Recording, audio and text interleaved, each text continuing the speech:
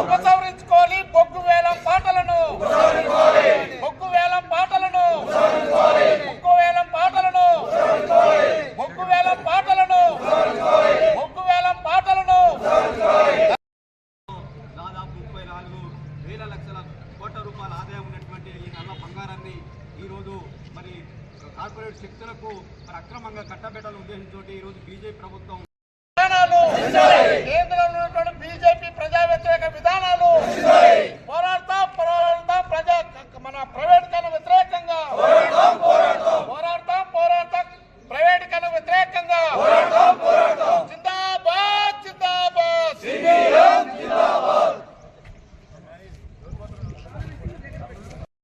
ఉపసంహరించుకోవాలి బొగ్గు వేలం పాటలను, బొగ్గు వేలం పాటలను, బొగ్గు వేలం పాటలను, బొగ్గు వేలం పాటలను, బొగ్గు వేలం పాటలను. నుండి కూడా వేలంపాట వేయటానికి కేంద్ర ప్రభుత్వం నూతనంగా మూడోసారి ఏర్పడినటువంటి మోడీ ప్రభుత్వం ఇలా ప్రభుత్వ రంగ సంస్థలను 10 ఏళ్ల కాలంలో ఏ రకంగా అయితే ధ్వంసం చేసి ప్రైవేటు వ్యక్తులకి కార్పొరేట్ శక్తులకి ఆదాని అమ్మానులకి ఏ రకంగానైతే తాకట్టు పెట్టిరో అదేవిధంగా ఇలా అంతో కొంతో మరి కార్మిక రంగానికి ఉపాధి కల్పిస్తున్నటువంటి అట్లానే దేశ రక్షణలో దేశంలో ఉన్నటువంటి ప్రజల్ని అవసరాలు తీర్చేటటువంటి ఉన్నటువంటి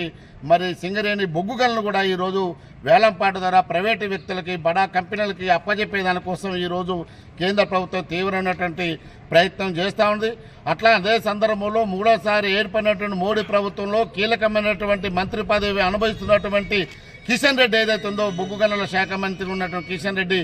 వచ్చే రావటమే ఆయన ఏలంపాటకు సిద్ధమై ఏలంపాటలో అధ్యక్ష స్థానంలో కూర్చొని పక్కన ముఖ్యమంత్రిగా ఉన్నటువంటి మరి మన బట్టి విక్రమార్కని పక్కన కూర్చొని పెట్టుకొని మరి వేలంపాటకు సిద్ధమై ఏలంపాటలో పాల్గొన్న పరిస్థితి ఉన్నది. ఒక రకంగా మోడీ విధానాలను వ్యతిరేకిస్తూనే ఈ రాష్ట్రం యొక్క ప్రయోజనాలను కాపాడుతామని చెప్పేసి ప్రమాణం చేసినటువంటి ఉప ముఖ్యమంత్రి గారు వినత పత్రం ఇచ్చి మరి వేలంపాటను అడ్డుకున్నట్టుగా చెప్పలేదు, పోవట్లేదు అన్నది కూడా చెప్పకుండా పక్క నుండి ఈ రాష్ట్ర ప్రయోజనాలు కాపాడాలంటే బొగ్గు గనుల్ని వేలంపాట వేయొద్దు ఇవన్నీ చెప్పుకుంటేనే ఆ వేలంపాటలో డైరెక్ట్గా పాల్గొన్నదాన్ని ఆమోదించినట్టుగా కూడా మనకు స్పష్టంగా కనపడతా ఉంది. ఒక రకంగా చెప్పాలంటే ఇలా అనగాన వర్గాలనేటువంటి కార్మిక వర్గం దాదాపుగా 67,000 మంది కార్మిక వర్గం దాని మీద ఆధారపడి బతున్నటువంటి పరిస్థితి ఈరోజు మరి తెలంగాణ రాష్ట్రంలో ఉంది. అట్లాంటి మరి కార్మిక వర్గానికి ప్రజానీకానికి అనుకూలమైనటువంటి అట్లాంటి దేశ సంపదలో ప్రధానమైనటువంటి భూమిక పోషిస్తున్నటువంటి తెలంగాణ రాష్ట్ర ప్రయోజనాలను కాపాడుతున్నటువంటి కోట్లాది రూపాయల ఆదాయాన్ని తీసుకొస్తున్నటువంటి బొగ్గు గనులను ఈరోజు వేలంపాట చేస్తుంటే అధికార పక్షంగా ఉన్నటువంటి తెలంగాణ కాంగ్రెస్ ప్రభుత్వం కేంద్రంలో ఉన్నటువంటి మోడీ ప్రభుత్వం రెండు కూడబలుకొని ఎలా తెలంగాణ రాష్ట్ర ప్రయోజనాలను తాకట్టు పెడుతున్నటువంటి పరిస్థితి ఈరోజు కనపడతా ఉంది. ఇప్పటిదాకా మన అనేక సందర్భాల్లో 10 ఏళ్ల కాలంలో బీజేపీ అనుసరిస్తున్నటువంటి ఆర్థిక విధానాలకు వ్యతిరేకంగా ప్రపంచకరణకు వ్యతిరేకంగా బడా కంపెనీలకి అనుకూలమైన విధానాలకు వ్యతిరేకంగా పెద్ద ఎత్తున వామపక్షాలుగా ముఖ్యంగా సిపిఎం పార్టీ పెద్ద ఎత్తున పోరాటాలు చేస్తూ ఉంది. అట్లా అదే సందర్భంలో ఇలా దేశ సంపదను రైల్వేలు అమ్మేసింది, ఎల్ఐసిని ప్రైవేటీకరణ చేసింది, అట్లానే భూముల్ని అమ్మే ప్రయత్నం చేస్తూ ఉంది, అట్లానే విద్యా వైద్యాన్ని కూడా ప్రైవేటీకరణ చేసింది, నిన్న మొన్న వ్యవసాయ నల్ల చట్టాలను కూడా తీసుకొచ్చింది. అదే సందర్భంలో పోరాటం సాధించుకున్నటువంటి కార్మిక చట్టాలను కూడా ఇలా లేబర్ కోడ్లుగా తీసుకొచ్చి ప్రయత్నం చేసింది. అంటే ఒక పక్క దేశ ప్రయోజనాలు జాతీయ వాదంతోనే జాతి ప్రయోజనాలని చెప్పేసి make in India private make in India అనేటువంటి నినాదంతో అధికారంలోకి వచ్చినటువంటి ఈ ప్రభుత్వం మొత్తం కూడా మేక్ ఇన్ ఇండియా కాదు, మొత్తం జాతీయ సంపదని ధ్వంసం చేస్తూ ప్రైవేటులకు అప్పచెప్పే ప్రయత్నంలో భాగంగానే ఈరోజు బొగ్గు గనులు మొత్తం కూడా వేలంపాట రూపంలో మరి బయట వ్యక్తులకి కార్పొరేట్ సంస్థలకి మరి ఇస్తున్నటువంటి పరిస్థితిలో సిపిఎం పార్టీ పెద్ద ఎత్తున దేశవ్యాప్తంగా అట్లా తెలంగాణ రాష్ట్ర వ్యాప్తంగా ఈరోజు మరి నిరసన కార్యక్రమంలో ధర్నాలు పిక్నింగ్లు చేసి వేలంపాటను ఆపుకోలే బొగ్గులని రక్షించుకుందాం ప్రైవేటుకన్నా వ్యతిరేకంగా పోరాడదామని చెప్పేసే పద్ధతులు ఈరోజు మరి సూర్యాపేట కలెక్టరేట్ ముందు ధర్నా చేస్తున్నాం. ధర్నా అనంతరం ఈ బొగ్గు గనుల సంరక్షణ కోసం కలెక్టర్ గారికి వినతిపత్రం ఇచ్చి దీన్ని ఆపేదాని కోసం పెద్ద ఎత్తున ప్రయత్నం చేస్తామని చెప్పి తెలియజేస్తూ వెంటనే కేంద్ర ప్రభుత్వం ఆలోచిస్తున్నటువంటి బొగ్గు గనుల ప్రైవేటీకరణని వెంటనే ఉపసంహరించుకోవాలని, ప్రభుత్వ సంస్థల్ని సహజ సంపదల్ని కాపాడుకోవాలని చెప్పేసి మరి ఈ సందర్భంగా డిమాండ్ చేస్తూ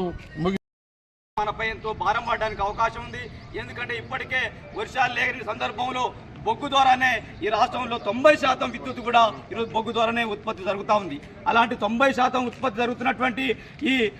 నల్ల బంగారాన్ని ఈరోజు కారుకు చౌకగా ఈరోజు వేలంపాట వేయడం అని, దీనివల్ల రాష్ట్ర ప్రజానికాలకి కానీ కార్మికులకు కానీ పెద్ద ఎత్తున కూడా నష్టం జరుగుతుంది, ప్రజలపైన భారం పడుతుంది. రేపు విద్యుత్ ఛార్జీలు కూడా రైతాంగం మీద, పేద ప్రజల మీద కార్పొరేట్ కంపెనీలు వేయడానికి అవకాశం ఉంది. ఈ విధంగా లాభాలు ఉన్నటువంటి ప్రభుత్వ రంగ సంస్థలను మొత్తం కూడా ఈ కార్పొరేట్ శక్తులకు బీజేపీ పార్టీ అక్రమంగా కట్టబెట్టడాన్ని సిపిఎం పార్టీ తీవ్రంగా వ్యతిరేకిస్తుంది. రానున్నటువంటి రోజుల్లో కూడా పెద్ద ఎత్తున ఈ కార్పొరేటీకరణ వ్యతిరేకంగా పెద్ద ఎత్తున దేశవ్యాప్తంగా ప్రజల్ని, కార్మిక వర్గాన్ని, రైతాంగాన్ని, ప్రజలందరూ కూడా సమీకరించి పెద్ద ఎత్తున సిపిఎం పార్టీ ఆధ్వర్యంలో ఆందోళన చేస్తామని, తక్షణమే మోడీ వేలంపాటను ఉపసంహరించుకోవాలని కేంద్ర మంత్రి కిషన్ రెడ్డి ఈ రాష్ట్ర ప్రయోజనాల మీద కానీ, ఈ రాష్ట్ర ప్రజల మీద ఏమాత్రం గౌరవం ఉన్నా తక్షణమే ఈ వేలంపాటని ఉపసంహరించుకోవాలని చెప్పేసి సిపిఎం పార్టీగా డిమాండ్ చేస్తా ఉన్నాం.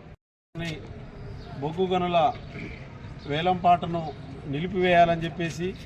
ఇటీవల జరిగినటువంటి కేంద్ర బొగ్గు గనుల శాఖ మంత్రి కిషన్ రెడ్డి మరియు రాష్ట్ర ఉప ముఖ్యమంత్రి బట్టి విక్రమార్క గారు పాల్గొన్నటువంటి బొగ్గు గనుల వేలంపాటను ఉపసంహరించుకోవాలని చెప్పేసి డిమాండ్ చేస్తూ సిపిఎం పార్టీ రాష్ట్ర కమిటీ పిలుపు మేరకు ఈరోజు సూర్యాపేట జిల్లా కలెక్టర్ కార్యాలయం ముందు నిరసన కార్యక్రమాన్ని ధర్నా చేపట్టడం జరుగుతూ ఉంది. ఇంతకుముందు మన వాళ్ళందరూ కూడా మాట్లాడినట్టుగా ఈ దేశంలోని ప్రభుత్వ రంగ సంస్థలని ప్రైవేటీకరణ చేస్తున్నటువంటి దిశలో భాగంగానే ఈరోజు తెలంగాణ రాష్ట్రంలో ఇటు బీజేపీ, ఇటు కాంగ్రెస్ రెండు కూడా ఇటీవల 8 ఎంపీ స్థానాలు చెరొక 8 ఎంపీ స్థానాలు గెలుచుకొని తెలంగాణ రాష్ట్ర ప్రజల యొక్క ప్రయోజనాలను దెబ్బతీసే విధంగా, సింగరేణి కార్మికుల యొక్క ప్రయోజనాలను దెబ్బతీసే విధంగా, వాళ్ళ పొట్టలు కొట్టే విధంగా ఈరోజు బొగ్గు గనులను ప్రైవేటు పరం చేయడం అనేది చాలా దుర్మార్గమైనటువంటి విషయం.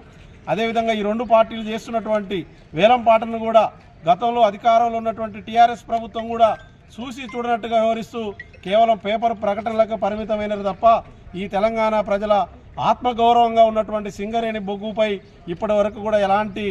కార్యక్రమాలు కూడా రూపొందించడం అనేది దుర్మార్గమైనటువంటి విషయం. ఎందుకంటే గత అధికారంలో ఉన్నటువంటి టీఆర్ఎస్ ప్రభుత్వమే ఈ బొగ్గు గనుల వేలంపాటకు పునాది వేసినటువంటి పరిస్థితిని కూడా మనం చూస్తూ ఉన్నాం. గతంలో 4 బ్లాకులు వేలం వేయడం, ఇటీవల ఉన్నటువంటి కాంగ్రెస్ ప్రభుత్వం కూడా దగ్గరుండి మేము వినతి పత్రం ఇస్తాం తప్ప పోరాటం మాత్రం చెయ్యం, కేంద్ర ప్రభుత్వానికి సహకరిస్తాం అనేటువంటి దిశలో ఈరోజు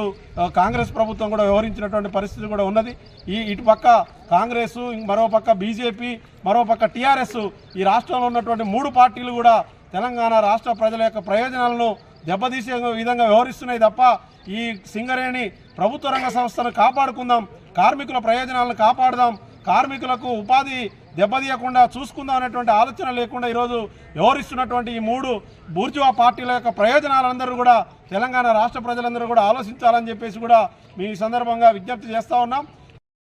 ఈ రాష్ట్రంలో ఉన్నటువంటి ప్రజలు కానీ దేశవ్యాప్తంగా ఉన్న ప్రజలు కూడా అర్థం చేసుకొని ఈ ప్రైవేటీకరణ విధానాలని, ఈ పార్టీలు అనుసరిస్తున్నటువంటి విధానాలను కూడా అర్థం చేసుకొని పోరాట బాట పట్టాలని, ప్రభుత్వ రంగ సంస్థలను కాపాడుకోవడం కోసం సిపిఎం పార్టీ ఆధ్వర్యంలో జరిగినటువంటి ఉద్యమాలకు మద్దతు తెలియజేయాలని చెప్పేసి కూడా ఈ సందర్భంగా తెలియజేస్తూ నేను ముగిస్తాను.